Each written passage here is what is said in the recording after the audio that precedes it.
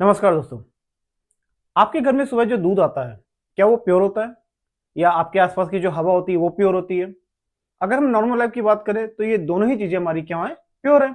But science के according ये दोनों हमारी प्योर नहीं है। तो फिर आखिर प्योर सब्सटेंस हमारे होते क्या है?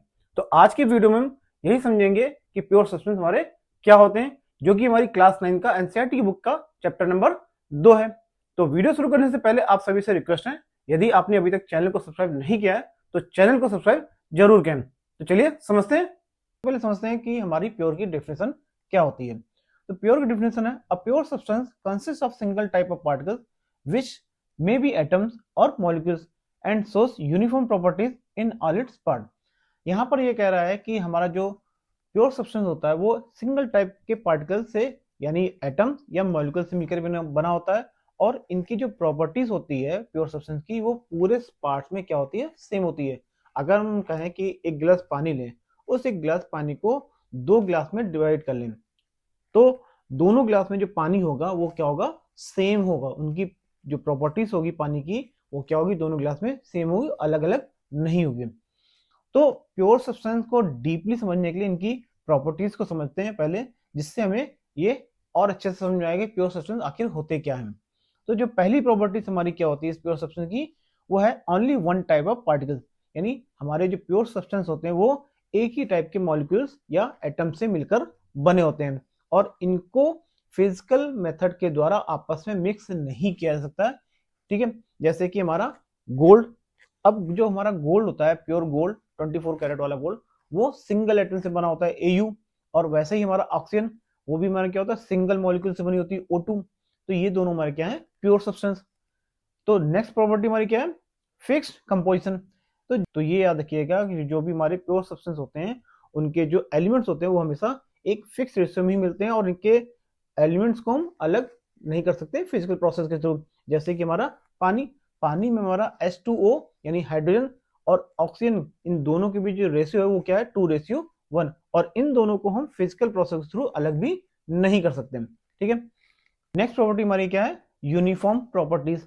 यानी हमारा जो प्योर सब्सटेंस होते हैं उनमें जो भी फिजिकल और केमिकल प्रॉपर्टीज होगी वो पूरे सब्सटेंस में क्या होगी, सेम होगी, कहीं से भी डिफरेंट नहीं होगी। ऐसा नहीं होगा कि पानी के ऊपरी लेवल पर उसकी प्रॉपर्टीज फिजिकल या केमिकल प्रॉपर्टी डिफरेंट हो, नीचे सबसे नीचे कुछ और हो और मिड पर कुछ और हो, वो पूरे लेवल पर क्या होगी, सेम ही होगी।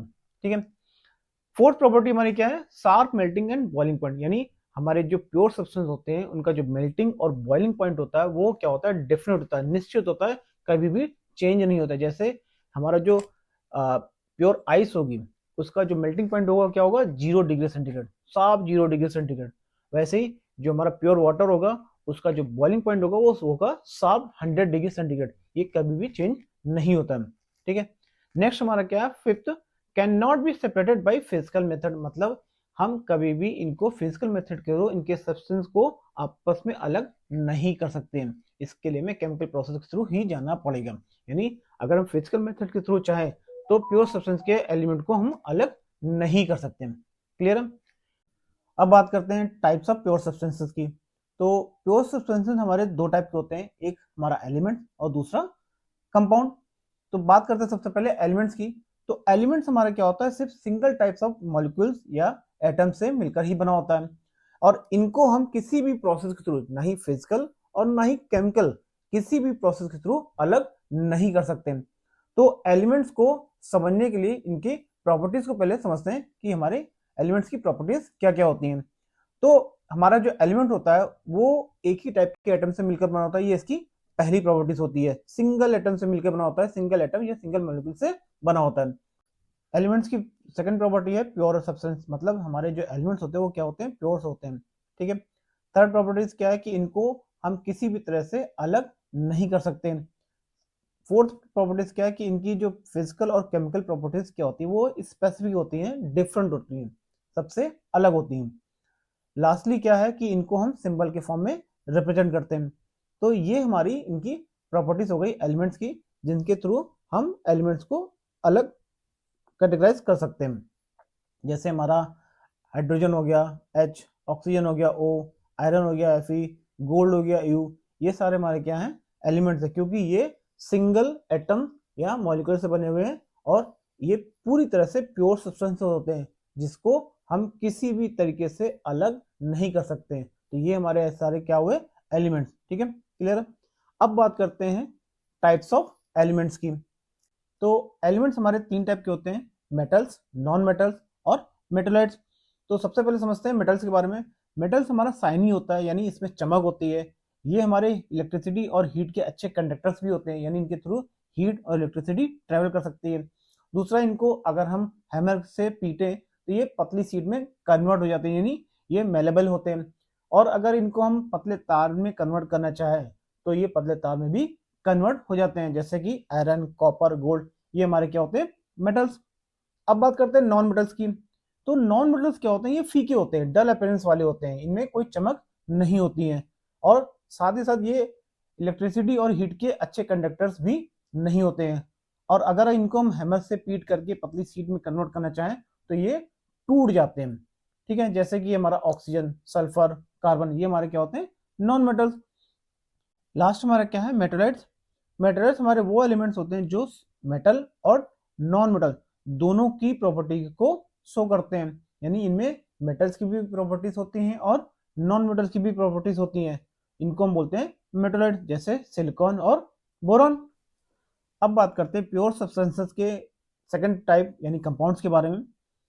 तो कंपाउंड्स हमारा क्या होता है, बेसिकली जब दो या दो से अधिक एलिमेंट्स आपस में केमिकली कंबाइंड होते हैं एक फिक्स रेशियो में, तो हमारा जो सब्सटेंस बनता है वो हमारा क्या कहलाता है, कंपाउंड। अगर कंपाउंड्स की डिफिनेशन की बात करें तो डिफिनेशन क्या हो जाएगी, a compound is a pure substance formed when two और more different elements combined chemically in a fix ratio. यहाँ पर क्या कह रहा है, यहाँ पर क्या कह रहा है कि जब हमारे दो या दो से अधिक एलिमेंट एक फिक्स रेशियो में केमिकली आपस में कंबाइंड होते हैं तो जो हमारा सब्सटेंस बनता है वो हमारा क्या कहलाता है, कंपाउंड। ये कंपाउंड हमारा क्या होता है, प्योर सब्सटेंस होता है।